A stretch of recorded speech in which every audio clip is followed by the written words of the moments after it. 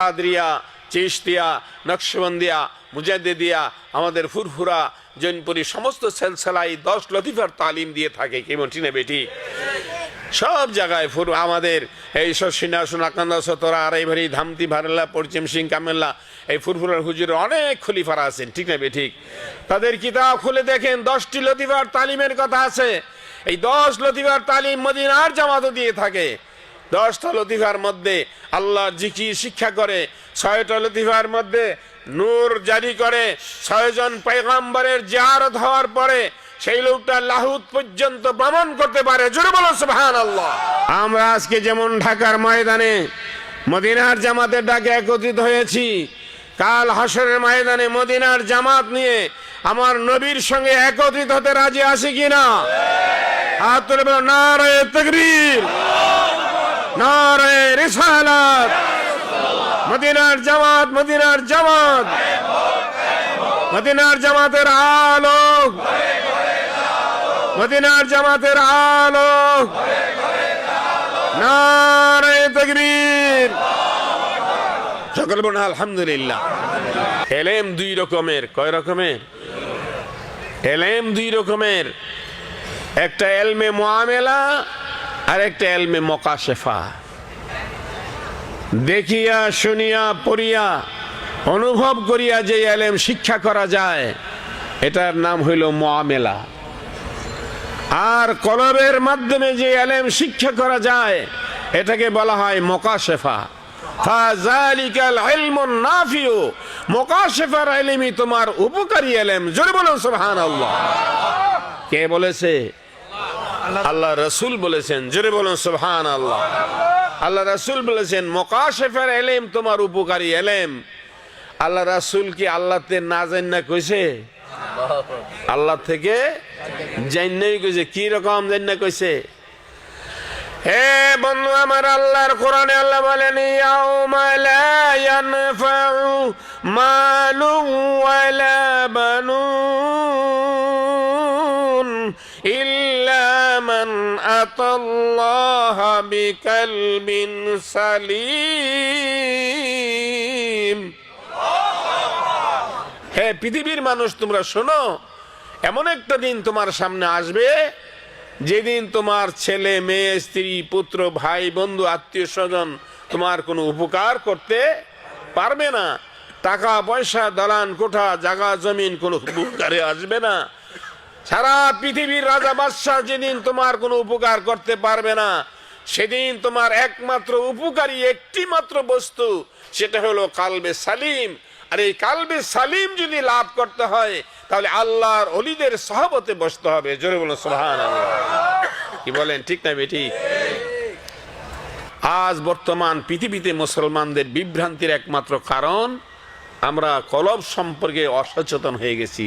আমরা সচেতন না। যেখানে রাসূল সাল্লাল্লাহু আলাইহি ওয়াসাল্লাম স্পষ্ট বলছেন লা সালাতা ইল্লা বিহুজুরিল কলব, হুজুরি কালব ব্যতীত নামাজ তোমার কবুল হবে না। সেই হুজুরি কালব অর্জন করতে হলে আপনাকে আমাকে আল্লাহর ওলিদের সহবতে যাওয়া দরকার আছে নাকি নাই?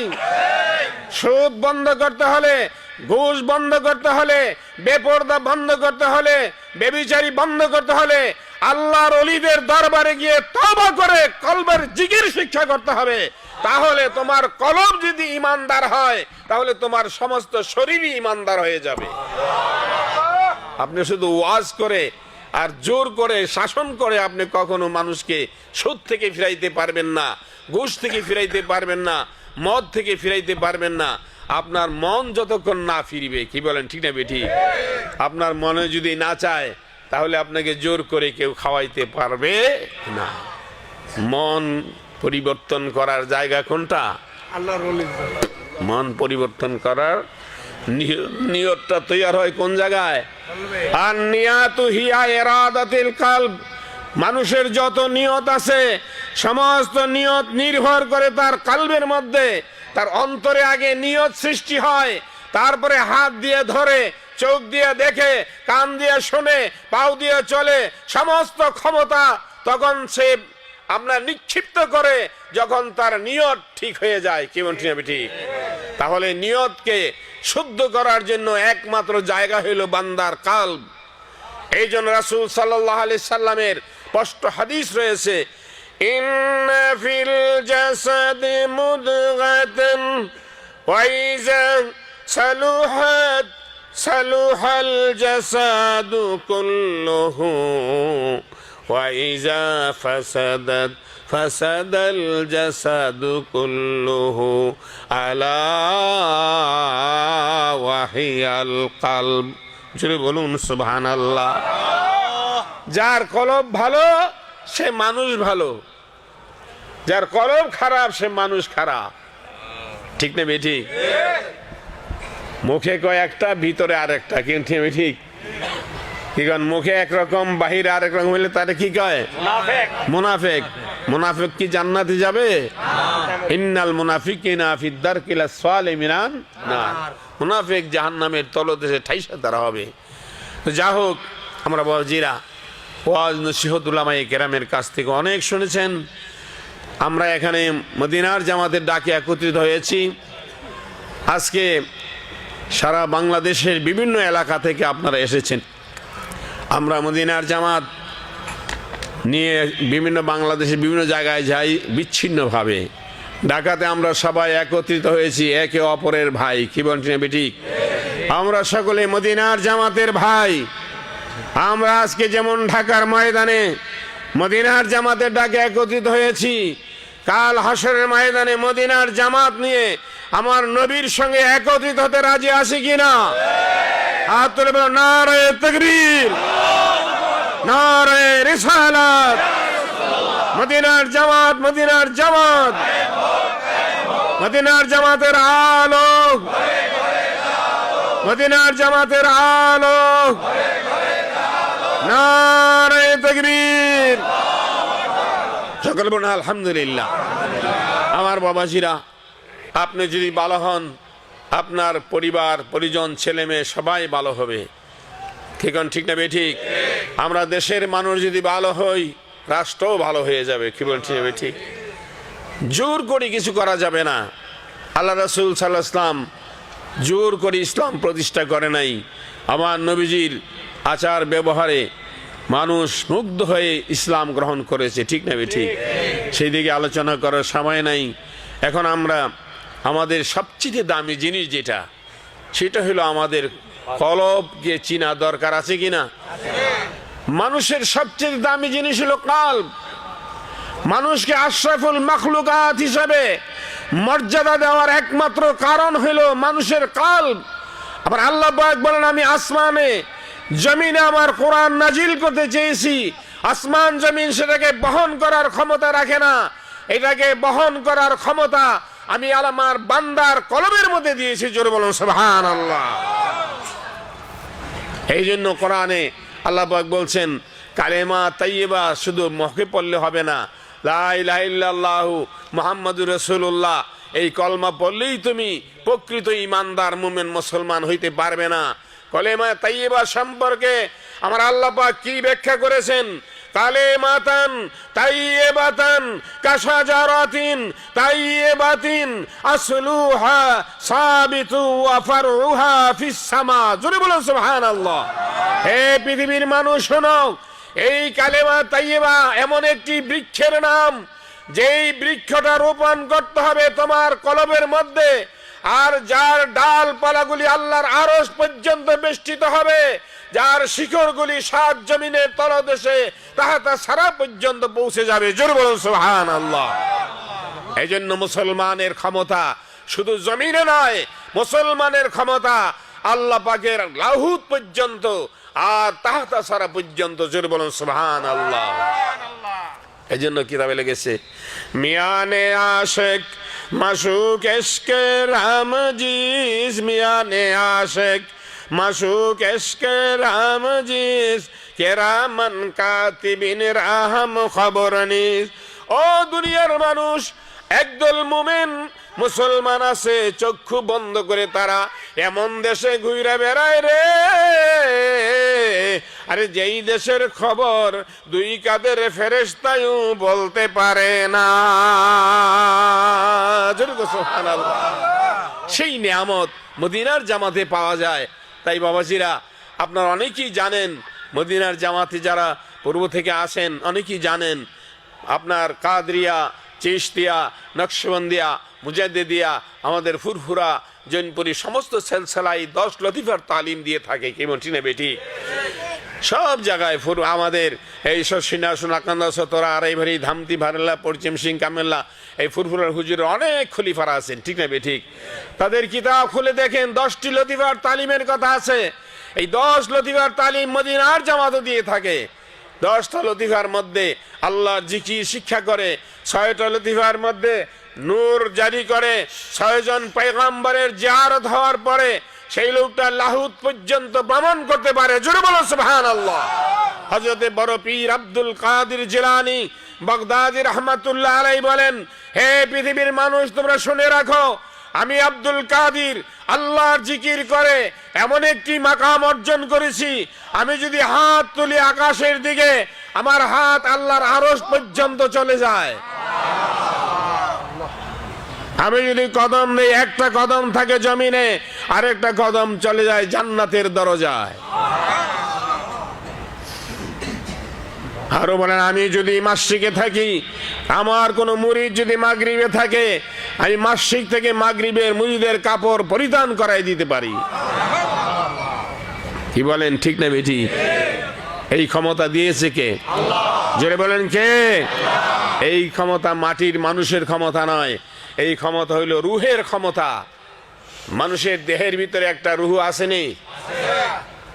সবাই ভিতরে আছে? সবাই রুহ আসেনি নাকি? নাই?